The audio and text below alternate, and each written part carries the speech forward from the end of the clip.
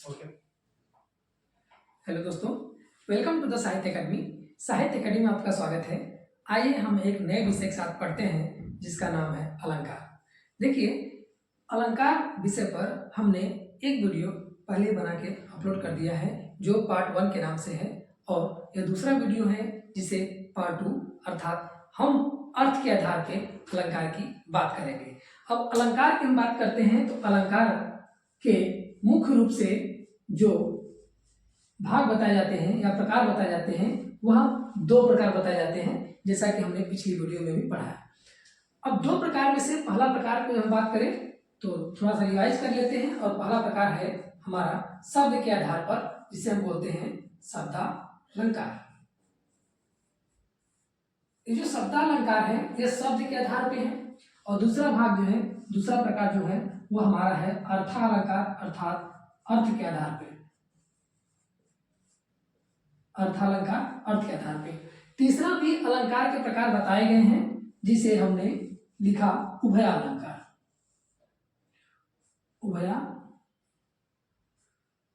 उभयालंकार, ठीक है।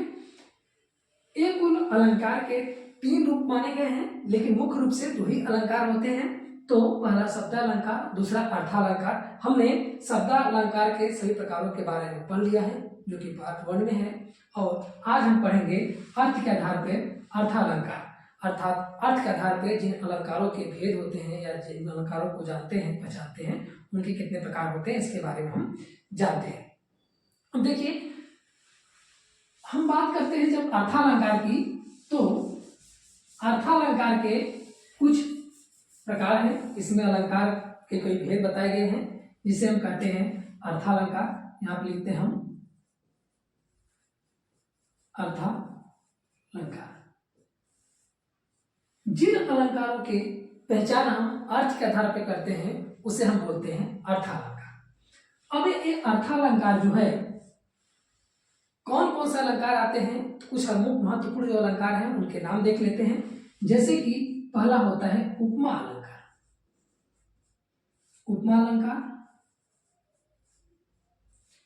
दूसरा होता है रूपक अलंकार।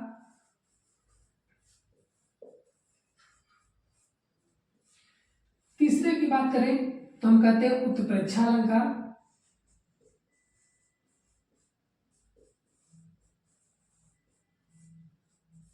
नंबर 4 की बात करें तो हम कहते हैं दीपक अलंकार।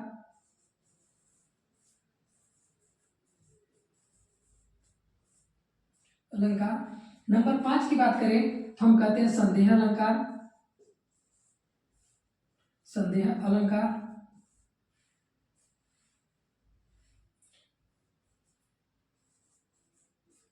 ठीक है, यहां भी अलंकार लिख लीजिए।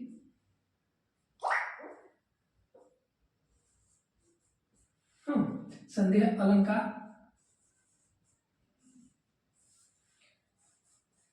और संदेह के बाद अगर बात करें तो विभावना अलंकार।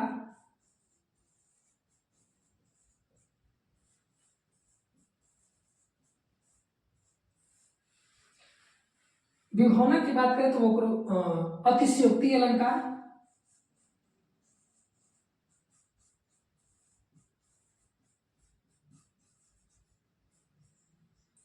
अतिशयोक्ति अलंकार।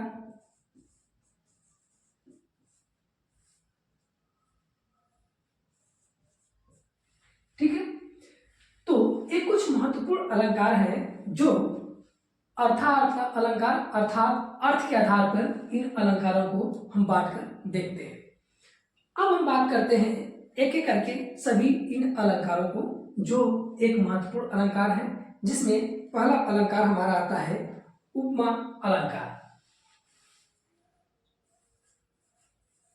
हम बात करते हैं जब उपमा अलंकार की, तो उपमा अलंकार पढ़ने से पहले अर्थालंकार में कुछ महत्वपूर्ण भेद बताए गए हैं अर्थालंकार के, जैसे उपभेद जिसे बोलते हैं। और उन उपभेदों को जानने के लिए हम एक साधारण रूप से कहें तो उनको 4 उपभेद बताए गए हैं, जिसमें होता है उपमेय,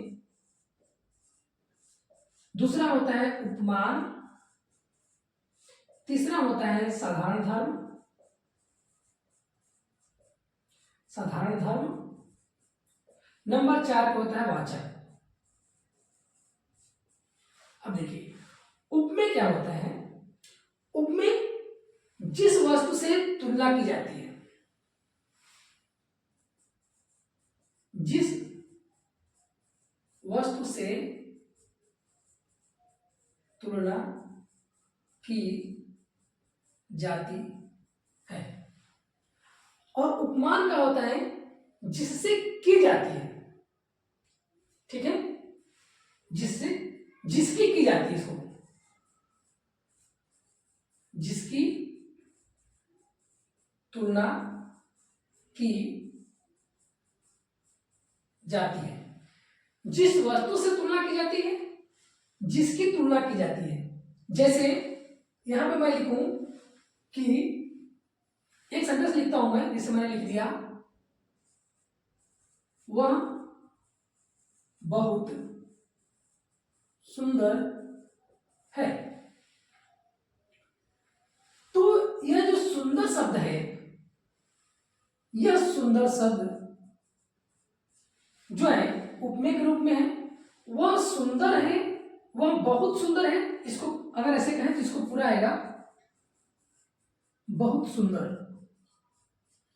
जो शब्द है वह किसके लिए है, वह, अर्थात जिसकी तुलना की जाती है, तो यहां हो जाएगा वह। किसकी तुलना की जाएगी, वह। बताया जा रहा है कि जो वह है वह बहुत सुंदर है। तो ऐसे अब एक सामने आपके सामने अगर इसको ऐसे लिखूं कि एक सेंटेंस में लिखूं,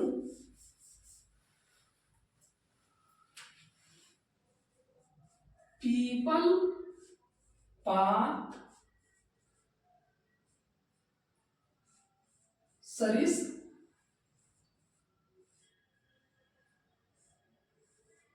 मन डोला। हमने लिखा पीपल पात सरिस मन डोला। यहां पर अगर हम बात करें तो यह उपमा अलंकार की पहचान है। इसको हम कहेंगे उपमा अलंकार।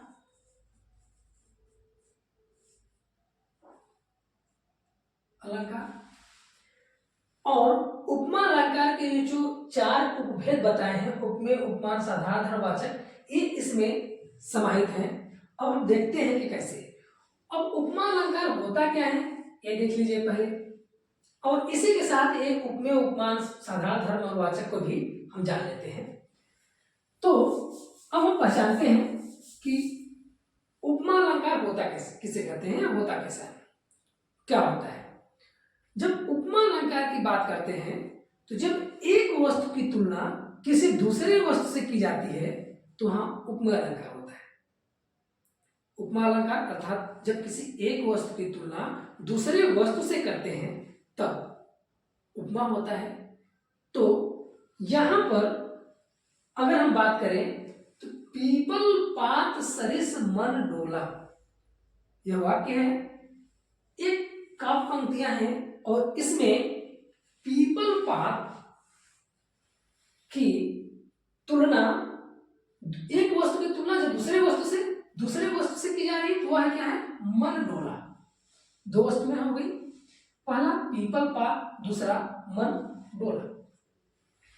अब यहां पर पहले की तुलना दूसरे से किया जा रहा है, किससे, मन से। मन से, पीपल के पत्ते की तुलना मन से किया गया है, अर्थात मन की तुलना पीपल के पत्ते से किया गया है। और दोनों की समानता क्या है, डोलने की। तो आप देखें तो हमने कहा जिस वस्तु से तुलना की जाती है उसे बोलते हैं उपमेय, और जिसकी तुलना की जाती है उसे बोलते हैं उपमान। या यूं कहूं कि जिससे, इसको कह दूं जिससे वस्तु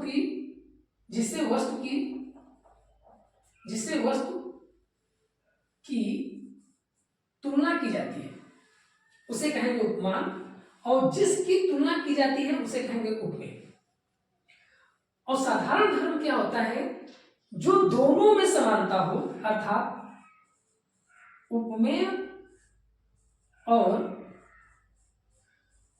उपमान दोनों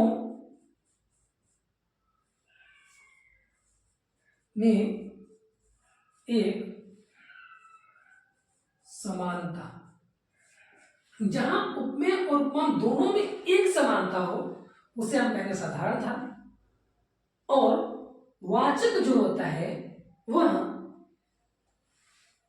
बात को बताता है कि इन दोनों के बीच कौन सी बातें हैं। वाचक में अगर इसे पहचाने तो हम देखते हैं कि जो पीपल है, पीपल पात जो शब्द लिखा है यह क्या है, तो हम कहेंगे जो पीपल पात है यह उपमेय है, और मन जो है उपमान है, डोलना जो है साधारण धर्म है, साधारण धर्म है, और सरस जो है वाचक है। सरस जो शब्द है यह वाचक इस रूप में है क्योंकि यह दोनों के बीच बता रहा है, उपमेय उपमान के बीच संबंधों को बता रहा है, संबोधित करा रहा है, संकेत करा रहा है। तो अगर हम यहां लिखना चाहें तो उपमेय में हम लिखेंगे तो लिखेंगे पीपल पात, उपमान में लिखेंगे तो लिखेंगे मन, साधारण धर्म लिखेंगे तो हम कहेंगे डोलना, डोला, और पात में लिखेंगे तो कहेंगे कि वह है सरिस। तो यह हमारा उपमा अलंकार का उदाहरण हुआ, और उपमा अलंकार अर्थात अर्थालंकार के जो चार भेद बताए जाते हैं, जो उपमेय उपमान साधारण धर्म वाचक, इनमें विद्यमान है, और वह इस प्रकार से है। आपसे कभी पेपर में इन उपमेय उपमान साधारण धर्म वाचक को भी पूछ लिया जाता है, और वह इसलिए पूछा जाता है ताकि आपको ये पता चले कि एक पंक्ति में, काव्य में जब इन पंक्तियों का प्रयोग किया गया है तो उसमें कौन से उपमेय है, कौन से उपमान है, कौन सा साधारण धर्म है और कौन सा वाचक शब्द है, इसकी पहचान भी हमें होनी चाहिए। अब देखिए एक उदाहरण और देखते हैं। अब दूसरा शब्द जैसे मैं लिखूं कि हरिपद कोमल कमल सा, मैं दूसरा शब्द लिखा हरिपद कोमल कमल सा, हमने आपके सामने लिखा हरिपद कोमल कमल सा। तो अगर इसमें मैं कहूं कि उपमेय क्या है, उपमान क्या है, साधारण धर्म क्या है और वाचक शब्द क्या है, तो आप कहेंगे कि इन दोनों में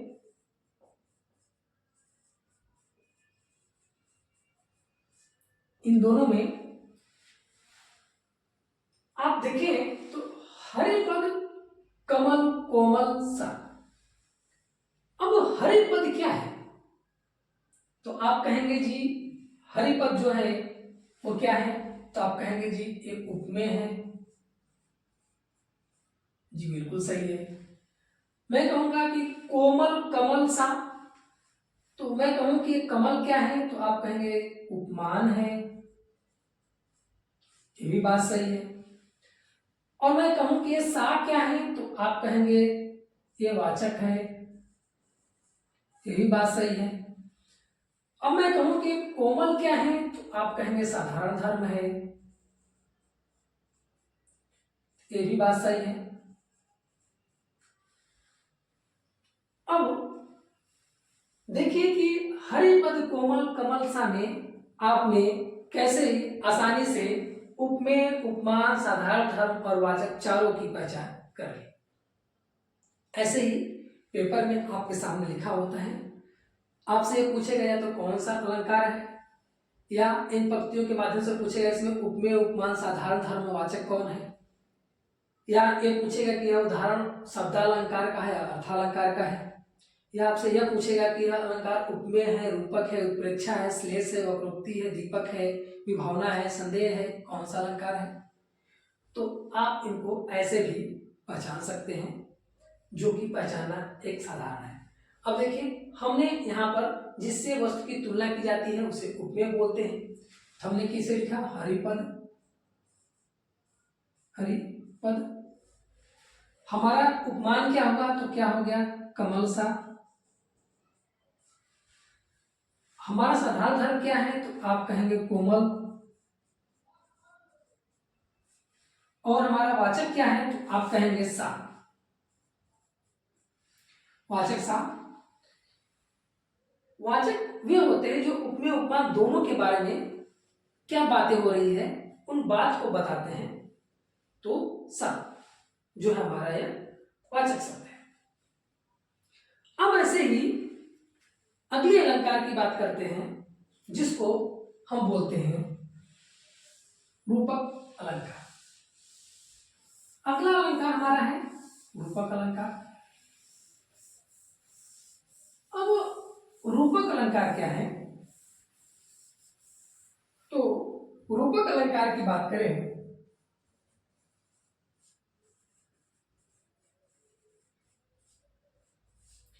रूपक अलंकार की बात करें तो रूपक अलंकार जहां उपमेय और उपमान दोनों मिलकर के इस प्रकार मिल जाए कि उनके बीच कोई अभेद न रहे।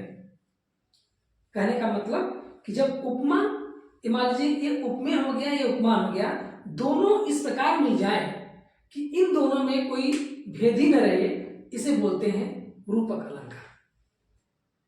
दोनों के बीच भेद खत्म हो जा रहा है, ऐसा लग रहा है कि दोनों मिलकर के एक हो गए, एक ही है, वह होता है रूपक अलंकार। जैसे अब मैं कहूं कि उदित उदयागिरि मंच पर, उदित उदयागिरि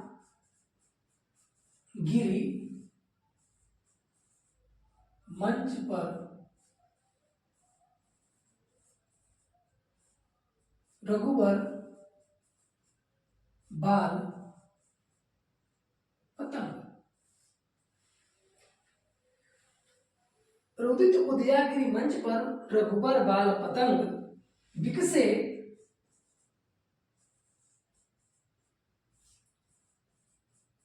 संत सरोज जस। जस विकसे संत सरोज सब रहेगा, सब विकसे संत सरोज सब हर्षे लोचन भृंग। हर्षे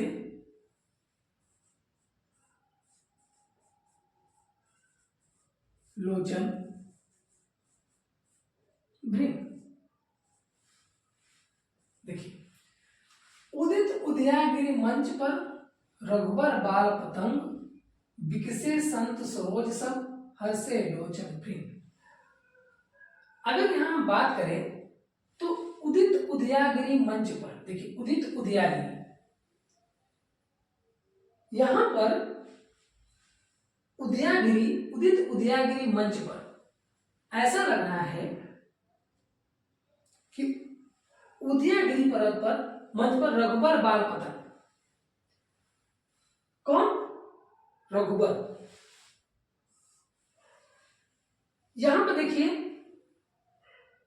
उदित उदयागिरि ये उपमेय है और रघुबर बाल पतंग उपमान है। अगर बात करें तो इसे बोलते हैं उपमान, इन्हें बोलते हैं उपमेय। मंच जो है साधारण धर्म में आ जाएगा।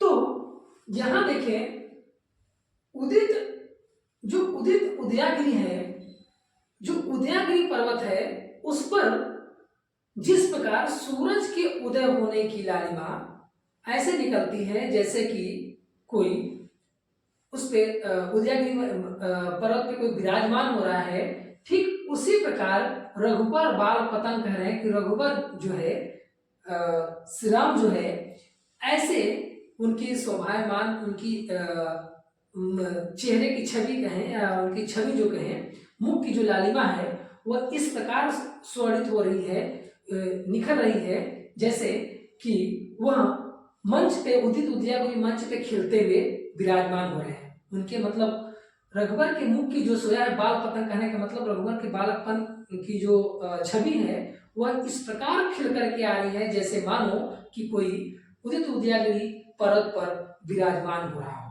मतलब इस उदित उदयागिरी मंच जो है, उदित उदयागिरी और रघुबर बाल पतंग के बीच में कोई भिन्नता नहीं है। ये दोनों मिल करके एक हो गए हैं, जैसे कि कोई सूर्य की पहली किरण, लालिमा किरण जब पर्वत के बीच से, उदयागिरी पर्वत के बीच में निकल करके दिखती है, अपनी किरणें बिखेरती है, उस लालिमा को तुलना किया गया है किससे? रघुबर अर्थात श्री राम के मुख से, कि उनके मुख की छवि ऐसे विराजमान हो रही है, ऐसे चमक रही है जैसे कि सूर्य की पहली किरण निकल करके लालिमा को लिया हुआ है। अब करें विकसित संत सरोज सब, और उस छवि को देख करके सभी संत मुनि लोगों ने, सभी लोग उससे हर्षित हो रहे हैं। विकसित संत सरोज सब खिल रहे हैं, हर्षित हो रहे हैं, आनंदित हो रहे हैं, हर्षे लोचन भृंग, और सबकी आंखों में एक क्या है? हर्ष का भाव विराजमान हो रहा है। तो पूरा का पूरा यह रूपक अलंकार है। ऐसे ही एक छोटा उदाहरण देखिए, अगर मैं कहूं तो एक उदाहरण देखिए आओ कि मैं तो चंद खिलौना ले हूं। देखिए, मैं तो चंद खिलौना ले हूं। अब यहां पर मैं तो चंद खिलौना ले हूं, कृष्ण जी अपनी मां से हट कह रहे हैं कि मां चंद खिलौना, कह रहे हैं कि मुझे जो खिलौना है वो कौन? चांद का खिलौना चाहिए, अर्थात चंद्रमा को खिलौना कहा जा रहा है। चंद्रमा को इन्होंने खिलौना बताया और कहा कि मुझे वो चंद खिलौना चाहिए, वो चांद चाहिए जो खिलौना है। अर्थात यहाँ चंद खिलौना दोनों शब्द आपस में मिल करके, जबकि चांद अलग है और खिलौना अलग है, बालक जो है चांद को खिलौना बता रहा है, कह रहा है कि मुझे जो है खिलौना चाहिए, और कौन सा खिलौना? चंद खिलौना। इसलिए यहां पर बात करें तो दोनों शब्द मिल करके एक रूपक के रूप में हो गए हैं, जो चांद को के लिए संकेत कर रहे हैं और चांद की प्रतीक को बता रहे हैं। लेकिन इसमें चांद जो है, चंद का मतलब चांद है या चंद्रमा बोलेंगे, खिलौना तो आप समझ ही रहे हैं। तो यहां पर चंद्रमा को खिलौना बताया गया और कहा गया कि मैं तो चंद खिलौना ले हूं, मतलब मुझे ये चांद रूपी खिलौना चाहिए, चंद चाहिए। तो एक अलंकार रूपक का एक ही हुआ। ऐसे ही एक देखिए और अलंकार आता है, इसी में एक उदाहरण और है। जैसे मैं बोलूं कि मैं तो पायो जी मैं तो राम रतन धन पायो, ऐसे करते हैं ना, पायो जी मैं तो राम रतन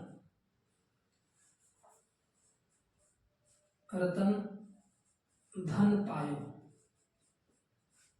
देखिए, पायो जी मैं तो राम रतन धन पायो। अब क्या है यहाँ पे? पायो जी मैं तो राम रतन धन पायो। यहाँ राम रतन, राम को रत्न बताया जा रहा है, रत्न धन बताया जा रहा है कि ये क्या है? राम जो है रत्न धन है, अर्थात ये आभूषण है, सोने हैं, ठीक है। तो यहां पे भी एक तरीके से रूपक अलंकार है, और इसलिए कहा कि पायो जी मैं तो राम रतन धन पायो।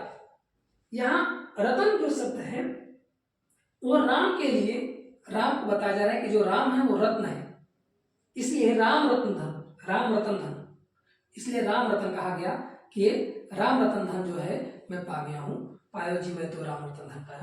तो एक उदाहरण ये भी है, जैसे चंद खिलौने में देख लीजिए, राम रतन देख लीजिए, तो ये पूरा का पूरा रूपक अलंकार है।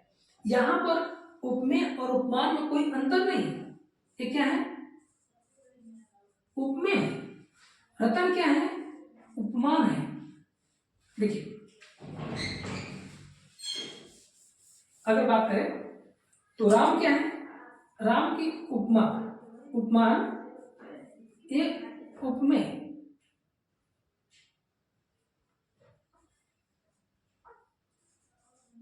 उपमेय, यहां पर रतन जो है उपमेय है और राम उपमान है। राम की तुलना किससे की गई? रतन से की गई है। तो यह पूरा का पूरा उपमेय और उपमान दोनों मिलकर के एक हो गए हैं, इसलिए हम बोला गया राम रतन धन पायो। तो राम को रत्न धन बताया गया। अब हम आगे बढ़ते हैं और इसी के साथ बात करते हैं अगला अलंकार, जिसे हम कहते हैं उत्प्रेक्षा अलंकार। हमारा तीसरा अलंकार है उत्प्रेक्षा अलंकार। हम बात इस अलंकार की करते हैं, उत्प्रेक्षा अलंकार।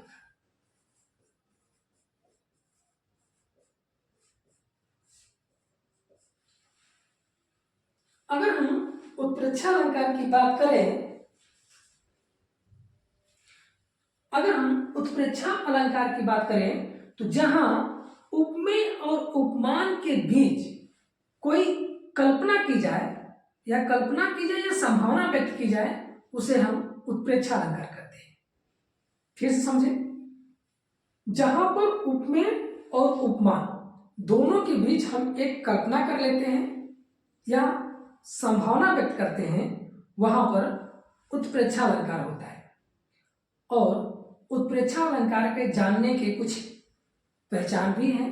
वो ट्रिक इस प्रकार से है, जैसे में हम कहें तो जनु जानो, मनु मानो। इसके अगर कहें तो जैसे पहचान रखें, उत्प्रेक्षा किसे कहते हैं? उपमेय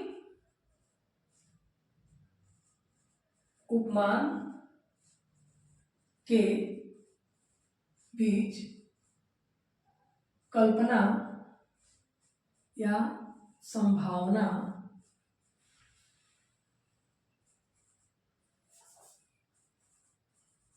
व्यक्त की जाए या कल्पना कर ली जाए या संभावना व्यक्त की जाए, वहां पे उत्प्रेक्षा अलंकार होता है। इसमें पहचान जो इसकी है, पहचान की बात करें तो कहेंगे कि इस अलंकार में प्रयोग करते वक्त काव्य की पंक्तियों में हमको जनु जानु मनु मानु जन हूं मन हूं मन हूं जो सो आदि शब्द जो है लगे रहते हैं। उत्प्रेक्षा अलंकार में ये जो शब्द हैं, जनु जानो मनु मानो जन हूं मन हूं जो सो आदि जो शब्द हैं, यह इसमें काव्य पंक्तियां पढ़ते वक्त हमारे सामने दिख जाते हैं और यह हमें पहचानने में बड़ी ही आसानी हो जाती है। जैसे में आइए मैं आपको एक उदाहरण दिखाता हूं और बताता हूं कैसे। जिसे कहूं कि सोहत ओढ़े पीत पर, मैं लिख रहा हूं कि सोहत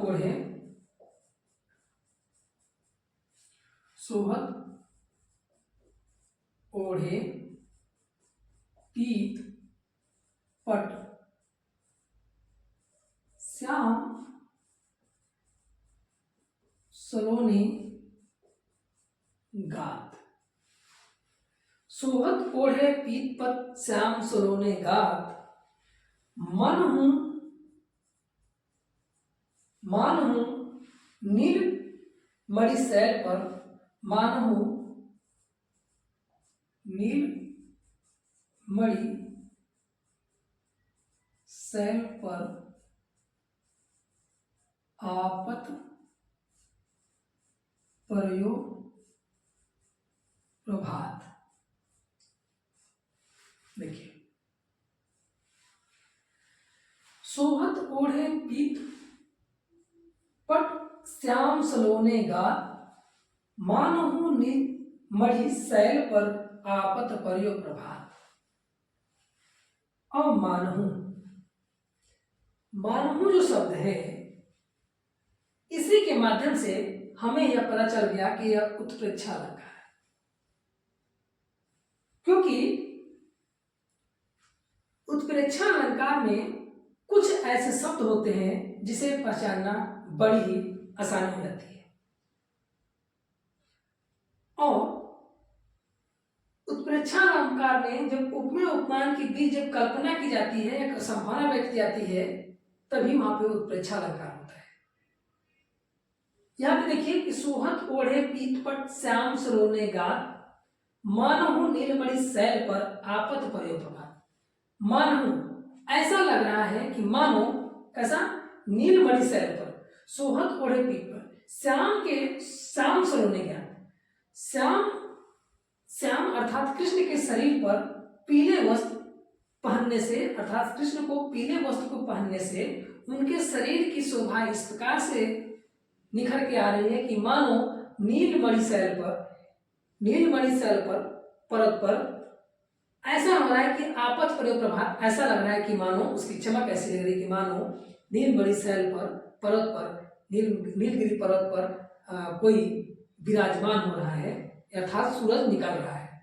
मतलब नीलगिरी पर्वत है, वहां सूरज की लालिमा जो निकल रही है, उसकी तुलना श्याम के वस्त्र से किया जा रहा है कि श्याम अपने वस्त्र में, पीले वस्त्र में इस प्रकार लीन हो गए हैं कि उनके बीच जो है कल्पना की जा रही है कि वो जो है पर्वत के पे निकलने वाले जो सूर्य की किरणें हैं, लालिमा है, उसके समान विराजमान हो रहे हैं। तो यह हुआ हमारा उत्प्रेक्षा की बात। आइए अब ऐसे ही हम बात करते हैं अगला अलंकार दीपक की, जिसका नाम है दीपक अलंकार। और अब दीपक अलंकार की बात करते हैं। तो दीपक अलंकार होता क्या है? अगर दीपक अलंकार की बात करें तो जहां उपमेय और उपमान दोनों मिलकर के एक समान गुणधर्म मिल जाए, मतलब उपमेय और उपमान दोनों का एक समान गुणधर्म हो, वहां दीपक अलंकार होता है। इसको ऐसे समझें कि जहां उपमेय है और जहां उपमान है, वो दोनों के बीच एक जो समान गुणधर्म है, उन समान गुणधर्मों के बीच दोनों समान गुणधर्म मिल करके किसी एक संकेत को दीप्त करते हैं या पूरी पंक्ति में वो संकेत करते हैं, वह दीपक अलंकार होता है। अर्थात ये कहें कि जिस प्रकार दीपक के जलने से चारों तरफ है, उस तरह काव्य के पंक्ति में जब दीपक अलंकार का प्रयोग होता है, वहां प्रयोग होता है जहां काव्य की सुंदरता में एक नए चमत्कार उत्पन्न होकर के आता है, वहां दीपक अलंकार होता है। इसको दोनों तरफ से, जैसे मैं उदाहरण से ही बताता हूं तो आप आसानी से समझ जाएंगे कि कैसे। जैसे मैं कहूं कि पिता मरण का शोक, देखिए एक है दीपक अलंकार। दीपक अलंकार में उदाहरण है कि पिता मरण का शोक न, पिता मरण का शोक न सीता हर जाने का, पिता मरण का शोक न सीता हर जाने का, पिता मरण का शोक न सीता हर जाने का, सीता हर जाने का, और लक्ष्मण हाँ है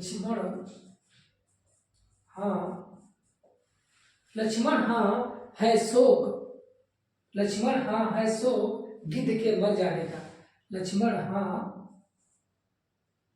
हाँ है शोक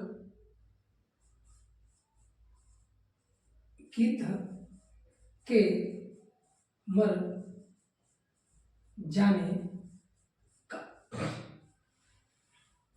देखिए, जैसा कि हमने बताया कि जहां उपमेय उपमान दोनों मिलकर के एक नए दीपक के समान एक नए अर्थ की उत्पत्ति करते हैं, वहां दीपक अलंकार होता है। अब यहाँ पे देखिए कि पिता मरण का शोक न सीता हर जाने का। राम कह रहे हैं कि पिता मरण का शोक, न पिता के मरने का शोक है, न सीता हर जाने का, न सीता हर जाने का। कहने का मतलब न पिता की मृत्यु का शोक है, न सीता के हर जाने का उन्हें दुख है। अगर लक्ष्मण, हाँ हे लक्ष्मण, अगर दुख है तो किसके? गिद्ध के मर जाने का। यहाँ पे जो गिद्ध के मर जाने का शोक है, शोक दुख है किसके? गिद्ध के मर जाने का। अब जो गिद्ध के मर जाने का जो शब्द है, इस पंक्ति से एक नए चमत्कार उत्पन्न हो रहा है। पूरी पंक्ति में देखेंगे तो यहाँ पर दीपक के भांति सबसे प्रकाश यहाँ पर हो रहा है, जो पूरी पंक्ति को संबोधित कर रहा है एक नए अर्थ में। कह रहा है कि जैसे राम को न पिताजी की मृत्यु का शोक है, न सीता के हरने का उन्हें दुख है। अगर उन्हें किसी चीज का दुख है तो दुख है गिद्ध के मरने का। गिद्ध के मरने का जो दुख है वह पिता की मृत्यु से और सीता के खोने से कहीं और ज्यादा है, कहीं अधिक है, इसलिए यह दीपक अलंकार है। तो यहाँ पे देखेंगे कि जो उपमाएं, दो उपमा दी गई। जो उपमा, पहली उपमा क्या है कि ये पिता के मरने का, और दूसरी उपमा है सीता की। जहां पे देखिए दो उपमाओं के होने के बावजूद भी उनमें तीसरी उपमा की प्रधानता सबसे ज्यादा हुई। अगर राम को दुख था तो गिद्ध के मरने का था, तो इसलिए यह दीपक अलंकार हुआ। अब अगला जो अलंकार हमारा होता है उसे भी देख लेते हैं। उस अलंकार को हम क्या कहते हैं, आइए बात करते हैं अब संदेह अलंकार। देखिए संदेह अलंकार में जहां पर आपको संदेह अलंकार की बात करें तो आपको जहां पे संशय हो, संदेह हो कि वह वस्तु है क्या, वहां पे संदेह अलंकार होता है। आसान भाषा में समझने का इसका तरीका यह है कि जहां पर आपको ये निश्चित नहीं हो पा रहा है, आप उसे देख करके निश्चित नहीं कर पा रहे हैं कि वह है क्या, वास्तविक चीज है क्या, उसे हम कहते हैं संदेह। अब अलंकार में क्या है कि जब किसी काव्य में ऐसे वस्तु की तुलना की जाती है जहां देखने पे हम देख करके, सुन करके, पढ़ करके हमें क्या है कि संदेह बना रहता है, भ्रम पैदा होता है, उसे हम कहते हैं संदेहालंकार। कैसे, मैं बताता हूं। जैसे मैं कहूं कि एक अलंकार है संदेह अलंकार में कि सारी बीच नारी है कि नारी बीच सारी है। मैं लिखता हूं कि सारी बीच नारी है कि नारी बीच सारी है, सारी है। फिर मैं लिखता हूं सारी है कि नारी है,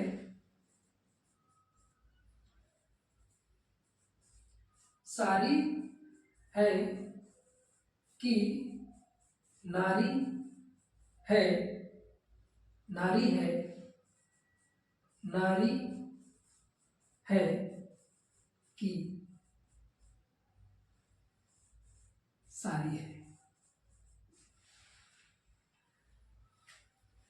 सारी बीच नारी है कि नारी बीच सारी है, सारी है कि नारी है, सारी है कि नारी है, नारी है कि सारी है।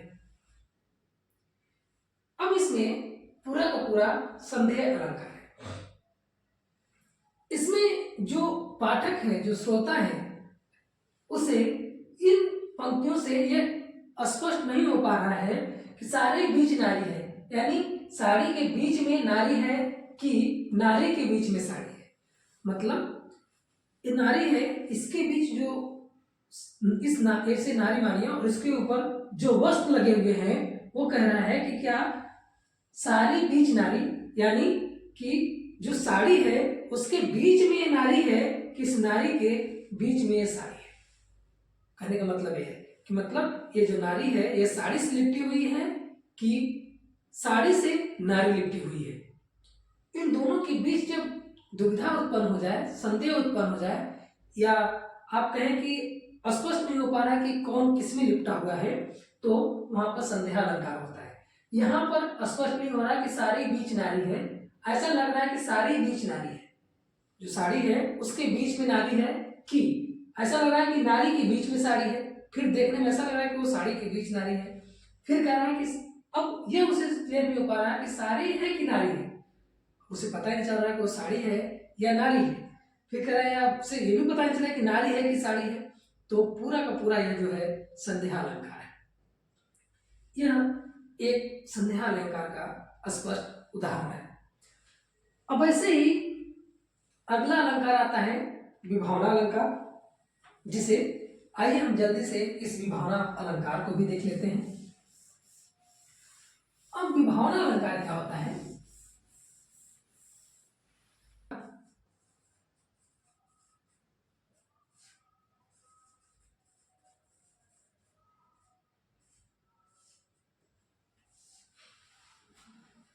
विभावना अलंकार जैसा कि आप सब जानते हैं कि जहां पर बिना किसी कार्य के किए ही कार्य का हो जाना विभावना अलंकार कहलाता है। अर्थात कर्ता ने कार्य नहीं किया फिर भी कार्य का हो जाना विभावना अलंकार कहलाता है, जैसा कि आप सभी जानते हैं। अब मैं अगर उदाहरण की बात करूं तो कहूं कि कर विधि कर्म करे विधि नाना, पद चले सुने बिन काना। उदाहरण है कि बिन पद चले सुने बिनु काना। बिनु पद चले सुने बिनु काना, कर विधि कर विधि कर्म करे विधि नाना। देखिए हमने कहा कि बिनु पद चले सुने बिनु काना, कर बिनु पद चले सुने बिनु काना, कर विधि कर्म करे विधि नाना। अब क्या है कि बिनु पद चले विभावना में बिना कार्य के, बिना कर्ता ने कोई कार्य नहीं किया फिर भी कार्य हो रहा है। तो कहे कि बिनु पद चले सुने बिनु काना, बिना पद के बिना पैरों के चलते हैं, सुने बिनु काना बिना कान के सुनते हैं, बिना कर विधि कर्म बिना हाथ के कर विधि कर्म करे विधि नाना, बिना हाथ के ही कार्य हो जाते हैं। और अनेक प्रकार के, नाना मतलब होता है अनेक प्रकार के, बिना कार्य बिना हाथ किए बिना हाथ से कार्य किए ही अनेक प्रकार के कार्य संपन्न हो जाते हैं। तो यह पूरा हुआ विभावना अलंकार। अब एक कृष्ण के ऊपर भजन है कि वो भजन इस प्रकार है कि मेरे राम की कृपा से सब काम हो रहा है, करते हो तुम कन्हैया सब काम हो रहा है। कैसे भजन है कि करते हो तुम कन्हैया सब काम हो रहा है, बस आपकी कृपा से मेरा नाम हो रहा है, करते हो तुम कन्हैया सब काम हो रहा है। तो यह भी एक तरीके से विभावना अलंकार के उदाहरण में आएगा कि बस आप कृपा से सब काम हो रहा है, करते हो कन्हैया मेरा नाम हो रहा है। तो पूरा का पूरा ये विभावना अलंकार का उदाहरण है। अब ऐसे ही आइए हम बात करते हैं अतिशयोक्ति अलंकार की। अतिशयोक्ति अलंकार की हम बात करें तो अतिशयोक्ति अलंकार का अर्थ होता है किसी बात को अधिक बढ़ा चढ़ा के कहना।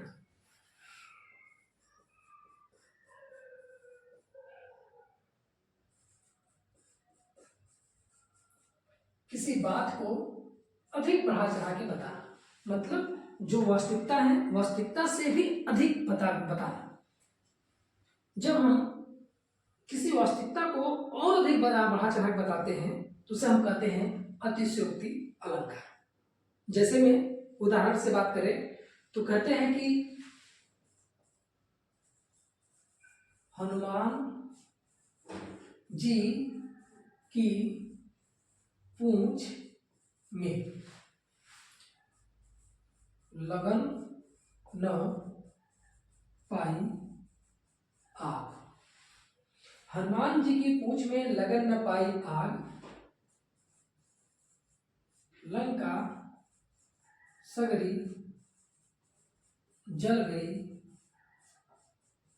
गए निशाचर भाग। देखिए, हनुमान जी की पूंछ में लगन न पाई आग, लंका सगरी जल गई गए निशाचर भाग। अब यहाँ अतिशयोक्ति है कि हनुमान जी की पूंछ में आग भी नहीं लगी और क्या हुआ, लगन न पाई, हनुमान जी की पूंछ में आग भी नहीं लग पाई और लंका भी जल गया। तो यह पूरा का पूरा अतिशयोक्ति है कि यहाँ पर यह बताया जा रहा है कि हनुमान जी की पूंछ में आग नहीं लगी, जो कि वास्तविकता से अधिक है कल्पना। और दूसरा कहा जा रहा है कि लंका सगरी जल गई। अब पूंछ में आग भी नहीं लगी और लंका सगरी जल गई, तो यह वास्तविकता से अधिक कल्पना करके बताया जा रहा है। तो यह पूरा आपका अतिशयोक्ति अलंकार है। अब जो है आज हमारा अलंकार का यह वीडियो पूरा कंप्लीट हुआ और उम्मीद करता हूं कि वीडियो आपको पसंद आई, और अगर पसंद आया हो तो आप इसे चैनल को लाइक सब्सक्राइब कीजिए, सपोर्ट कीजिए। ऐसे ही आप देखते रहिए और इसी हिंदी व्याकरण संबंधित और ढेर सारी वीडियो जिसे आप देखते रहिए, पढ़ते रहिए, समझते रहिए और परीक्षा की तैयारी आप करते रहें। ऐसे ही हम अगली वीडियो में फिर मिलते हैं आपके साथ। तब तक के लिए धन्यवाद।